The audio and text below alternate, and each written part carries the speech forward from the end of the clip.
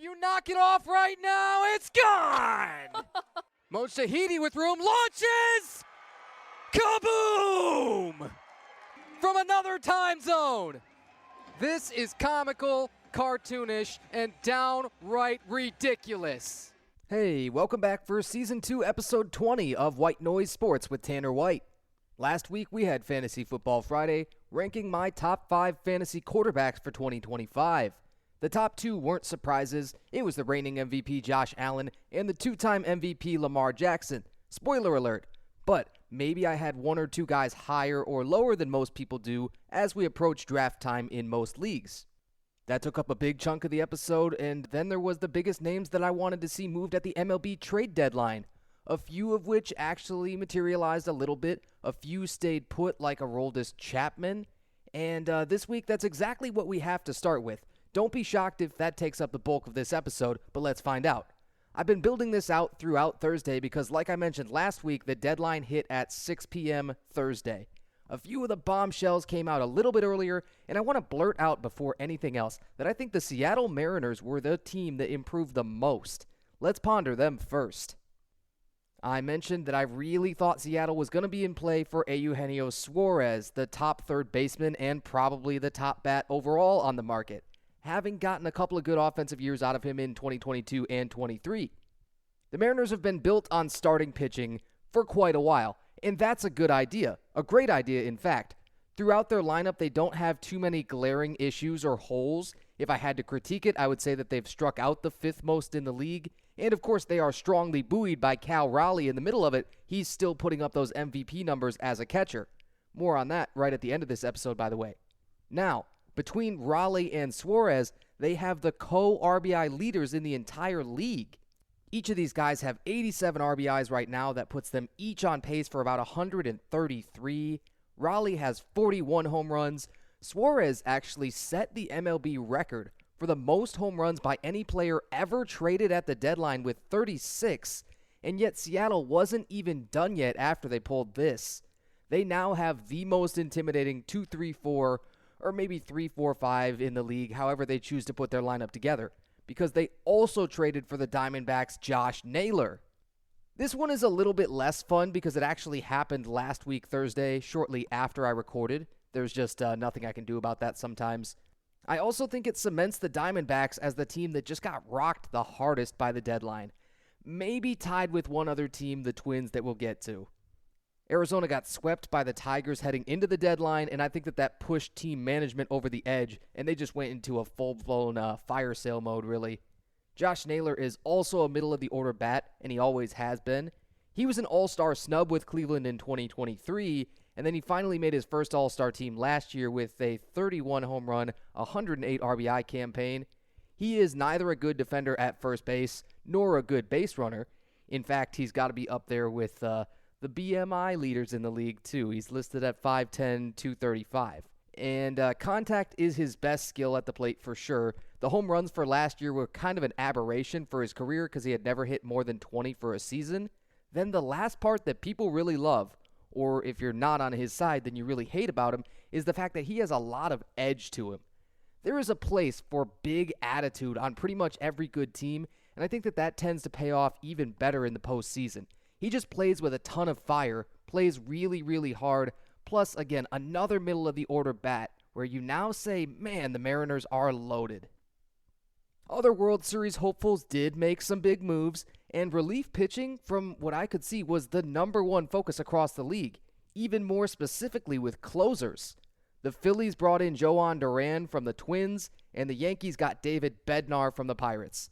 Duran is one of the not very many that can say that his average four-seam fastball is 100 miles an hour, and his career ERA plus is 170. I like to reiterate with these plus stats, but they compare performance to league average, meaning Duran is 70% better than league average for his whole career, while Bednar is at a 182 ERA plus for this year. Are you getting the picture yet? These are World Series winning type moves. The Houston Astros know how to win the World Series too, sometimes with perhaps banging on trash cans. Nonetheless, they made one of the most surprising moves of the deadline, and they brought back Carlos Correa.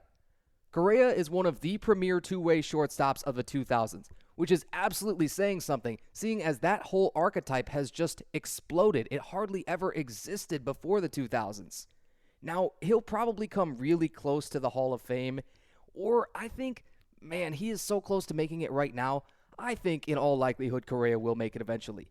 He was the Astros' first overall pick in 2012. He won Rookie of the Year in 2015. This guy has just always been destined for greatness, and he has all 5 tools in the bag like very few other shortstops particularly. He once won a Platinum Glove as the best defender in the league at any position, and he just had 7 all-around incredible years there with Houston before being traded to the Twins in 2021.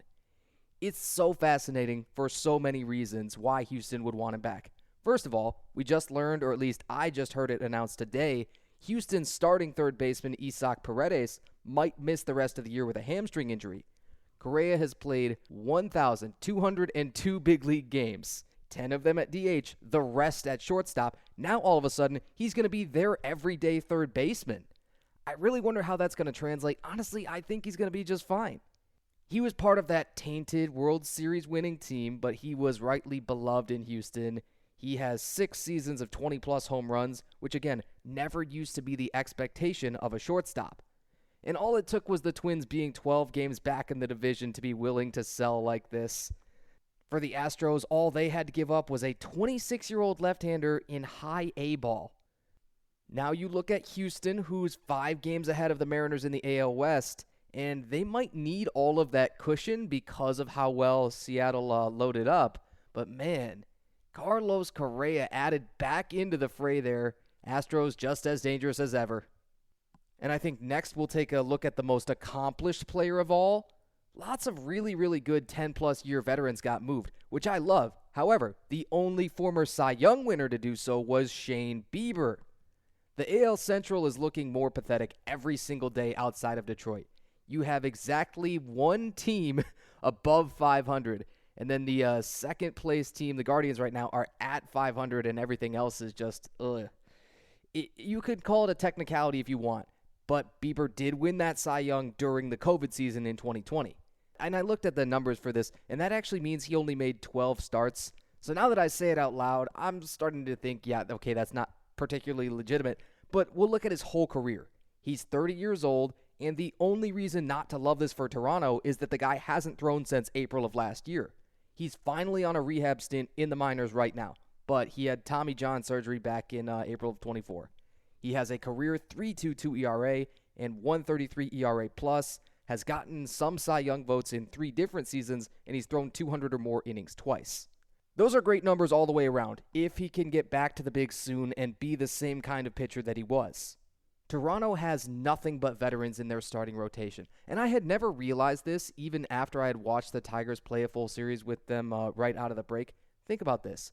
41-year-old Max Scherzer, 34-year-old Kevin Gausman, 36-year-old Chris Bassett. Bieber is practically a baby.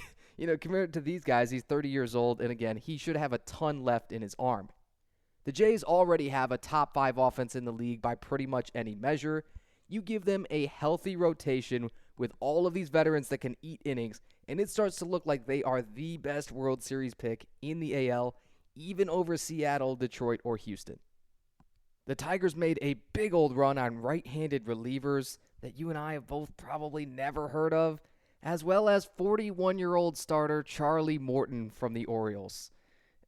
It's like, where do I start with this? I can't say I understand this one. I would have almost rather that they gone back to what they did last year when they started to make that magical run, right? It was Tarek Skubal and then pitching chaos. Remember that interview with A.J. Hinch? Oh, that was fantastic. Now they're just trying to plug and play guys and hope that it's enough to maintain that big division lead, and then once it comes playoff time, they're hoping that veteran presence shows up. Also would have liked to see them get a big infield bat somewhere. That didn't happen. Of course, I wanted them to be in on Suarez, and maybe they were, but they did not land him. The Athletics, who I'm told don't want to be called the West Sacramento Athletics, they traded their closer Mason Miller to the Padres, and they have given up on any designs of being relevant for the next 5 years or so. Miller leads the league in average fastball velocity, even over Joan Duran, by a full mile an hour. He averages 101.1. The Padres were already indisputably the best bullpen in the league. It's really not even close. They had a 2.98 bullpen ERA coming in, and Mason Miller was 4th in Rookie of the Year voting last year and is absolutely untouchable. He might end up with the career record for strikeouts per 9 for a reliever. He probably won't even be their closer because they already have an elite closer, Robert Suarez. The all-time record for bullpen ERA in a season. As far back as I could tell, I didn't check this super closely. It's a little bit difficult to parse through sometimes, but I believe it was the 2003 Dodgers at 2.46. That is legitimately in play. The game is over if this team has the lead after 6 innings, and that makes any team dangerous. And finally, one guy was actually traded twice. This is just a funny little curiosity that I saw, but Taylor Rogers, he is a very good journeyman reliever. He started this year with the Reds. He was traded to the Pirates, I believe, on Wednesday, and then before he could even move to Pittsburgh, the Pirates flipped him again to the Cubs. Good news is it should be a little bit closer to move to, and hopefully he'll settle down and anchor that bullpen a little bit. And those were a lot, but of course not all of my takes from the MLB trade deadline. Like I say, relief pitching really looked to be the number one focus. Were there some big bats? Yes, but Suarez was the crown jewel, and it was kind of like anyone after him would make an impact, but not in that same way. Suarez could truly turn into an MVP candidate, even in the AL now, just because of the Aaron Judge injury, and you put him in that lineup, he's got a bunch of protection for Cal Raleigh, and they've both got protection with Josh Naylor.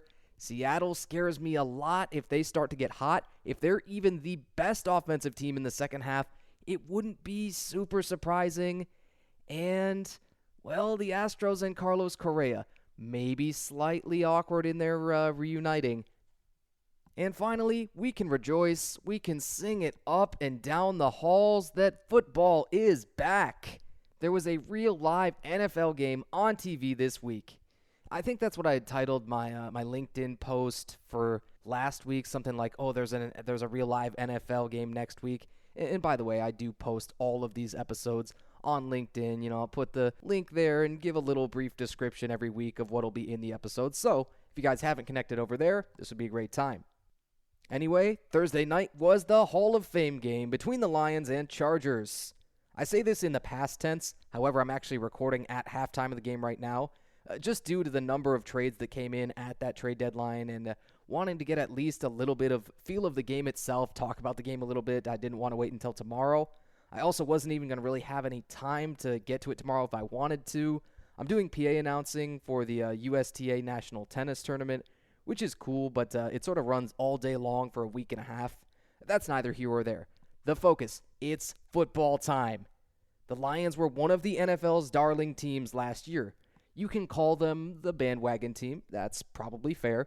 You can call them overrated. That's, unfortunately, definitely fair considering that they went one and done in the playoffs. What you can't call them is boring.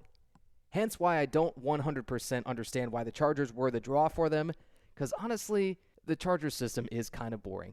It is, of course, a Jim Harbaugh-led team, so you know what that means. He's going to punch you in the mouth over and over. It's big personnel. It's, rotating multiple running backs through that are all good, that all finish runs hard. And man, it is very effective. It's the preseason, of course. It wasn't going to be Goff versus Herbert throwing bombs and putting up 100 points. Though that would have been maybe a little bit more fun. I was actually just thinking about this today when reading a preview of the Hall of Fame game, and I was thinking, man, how difficult it must be to game plan for the preseason, let alone the very first game, where you're the only game that's on that night, and having every eye in the league and kind of the football world on you. I know that I would try to hold my cards as tight to the table as I could if the Lions had been able to retain their offensive coordinator from last year, Ben Johnson, with that whole saga, who's now the head coach of the Bears. I'm pretty sure his temptation would have been to, throw some screen to a tackle and have the tackle double pass it or jump pass or something to a tight end on a seam route and to a lateral, and that becomes a middle screen to the running back, some absolute nonsense that's never been seen before. If you're not too into the weeds about diagramming plays and terminology when it comes to football, don't be. Truly, it'll just make your life much easier to be able to just watch for pure enjoyment sometimes. I struggle with that. The league also kept the dynamic kickoff, but the best rule change that they made for this offseason is to onside kicks. While they have still butchered the play, and I hate it, and it's not near what it should be, they did get rid of that fourth quarter requirement. Previously, you had to be trailing on the scoreboard and in the fourth quarter of the game, which is, of course, ridiculous. The league should never, ever be able to affect play calling, right? For what reason would we allow that? I just can't see it. And that's why I'm just as happy that they kept the tush push. It is the defense's or the kick coverage team's job to defend whatever we'll say the team with possession of the football could possibly draw up. The Lions also fumbled the opening kickoff of the game, and they lost possession. That was pretty wild. The very first play of the entire season, all eyes on you, not even from scrimmage. Then, of course, there were the normal difficulties, right? It's always the same things. It's getting lined up properly. Can you communicate correctly pre-snap? Was the snap bobbled, right? Trey Lance, actually, on the Chargers side, he had some issues receiving the snap, or maybe the snap was just in not a great spot, right? And I really forgot that Trey Lance was a Charger until the exact moment I turned the game on, but he did lead them to a touchdown on the opening drive and a really big first half. It was 21-7, like I say, as I'm recording here at halftime. Mike Tirico said it best about Trey Lance, too. He is still young. He is younger than some of the quarterbacks drafted this year, including the Saints' Tyler Shuck, who is probably going to be their starter. Oh, my goodness, that quarterback room is so doomed, and I feel bad for him. I want to even see them in the preseason, like who the heck they run out there. That's neither here nor there.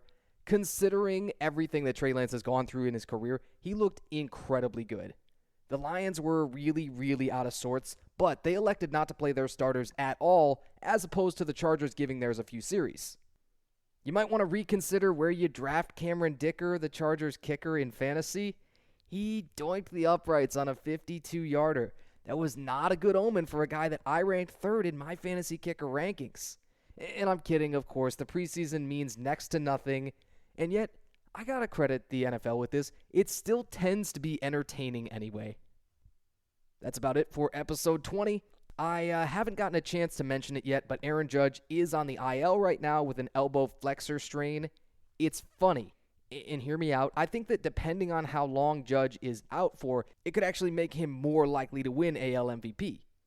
Cal Raleigh might be able to stay ahead in RBIs and home runs, right? Maybe Judge's triple crown chase is over. But he's still the major league leader in average by a lot. And there's always the thought of, well, what happens to your team when your top guy isn't out there? If the team kind of falls apart, kind of crumbles, then maybe his value is even a little bit more evident. All of the rate stats, those are going to favor Judge over every single other player in the league. You know, so those rate stats you say are things like slugging, on-base percentage, OPS, OPS plus, as opposed to counting stats, right? Home runs, RBIs, stolen bases, walks. There are actually a couple of sports books that have started to shift toward Cal Raleigh being their MVP favorite, but the wrinkle is Judge could just come back and probably play DH for a while if he can't throw and play the field. The Yankees, of course, would have to make concessions elsewhere. What do they do with Giancarlo Stanton, who hasn't played the field in years? But look, as soon as Judge is out there taking swings without any pain, I would think about running him out there in my lineup. They're 3.5 back of the Blue Jays in the AL East, but they have a good grip on the wild card. Judge's injury didn't come at a good time, and of course there's never a good time for, probably still the consensus best player in all of baseball, this future Hall of Famer, their captain, and this and that and the other to get hurt. But I suspect that they'll be fine the moment he comes back, and they really have been fine this week without him. Again, I still think he's going to find a way through this injury to win MVP. I'll probably try and do a full, postseason awards prediction on this stuff soon. And for next week as well, I have to do more fantasy football. Of course, every position, I've got to rank them. We're just getting so close to draft time. I'm super excited. One last note, that powerlifting meet that I'm announcing is this Sunday. First flight should start at 9 a.m. sharp, ideally, although I've been around for a lot of fun times when nothing goes to plan. The last one that I did, we got on air after a couple attempts had already gone by. And it was exactly what you would expect, right? Issues setting up the camera and the Wi-Fi at the gym, annoying stuff like that I don't think is that hard to take care of and check on well ahead of time. The federation is Powerlifting America, and the meet is called the Umbra Classic. It's held at Umbra Strength in Shelby Township over on the east side of Michigan. Find us on YouTube on the Powerlifting America Michigan YouTube channel, which of course I will link again in the description of this episode. Thanks for coming back week after week. Check out all my socials, Instagram, TikTok, Threads, at The Voice of Tanner, X, just Voice of Tanner, YouTube, the whole thing spelled out with spaces. Catch you next week. This has been Season 2, Episode 20 of White Noise Sports with Tanner White. Thanks for joining me. Oh, no. Oh, you knock it off right now. It's gone. Mo Shahidi with room launches. Kaboom! From another time zone. This is comical, cartoonish, and downright ridiculous.